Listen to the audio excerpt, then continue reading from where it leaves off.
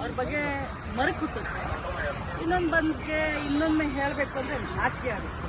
ಯಾಕಂತಂದರೆ ಯಡಿಯೂರಪ್ಪಾಜಿಯವರ ಮಗ ವಿಜಯೇಂದ್ರ, ಆರ್ ಅಶೋಕ್ ಅವರು, ನಮ್ಮ ಸಮಾಜದ ಹಿರಿಯ ಮುಖಂಡರಾದಂಥ ಯತ್ನಾಳ್ ಅವರು, ಬೆಲ್ಲದವರು, ಇವರು ಎಲ್ಲರೂ ಒಬ್ಬ ಮಹಿಳೆಯನ್ನ ಅಸಹ್ಯ ಮಾಡಿದಂಥ ವ್ಯಕ್ತಿಗೆ ಇವತ್ತು ಸಪೋರ್ಟ್ ಮಾಡೋದನ್ನ ನೋಡಿದ್ರೆ ಒಮ್ಮೆ ಮರಗು ಬರುತ್ತೆ.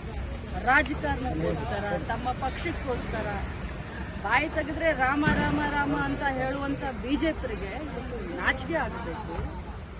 ಹೇಳಿದ್ದು ಅವರು, ಅನಿಸ್ಕೊಂಡವಳು ನಾನು. ಇವತ್ತು ಇಡೀ ರಾಜ್ಯದಲ್ಲಿ ಹಾರ ತುರಾಯಿ ಹಾಕಿ ವೈಭವೀಕರಣ ಮಾಡಿಸ್ಕೊಳ್ತಾ ಇದ್ದಾರೆ ಸಿ.ಟಿ. ರವಿ ಅವರು. ಅವರಿಗೆ ಆತ್ಮ ಸಾಕ್ಷಿ ಅಂತ ಏನಾದರೂ ಇದ್ರೆ, ಅವರು ತಾಯಿಯ ಮಗ ಆಗಿದ್ರೆ, ಅವರ ಹೆಂಡತಿ ಇದ್ರೆ, ಅವ್ರಿಗಾದ್ರೂ ಅಟ್ಲೀಸ್ಟ್ ಹೇಳಬೇಕು. ಅವರಿಗೆ ಅಪರಾಧಿ ಭಾವನೆ ಕಾಡ್ತಾ ಇದೆ.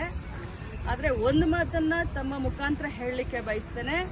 ನಿಜ, ನನಗೆ 2 ದಿನ ಬಹಳಷ್ಟು ಆಘಾತವಾಗಿತ್ತು. ಆದರೆ ಅನ್ಯಾಯದ ವಿರುದ್ಧ ಹೋರಾಟ ನಾನು ನಿಲ್ಲಿಸೋದಿಲ್ಲ.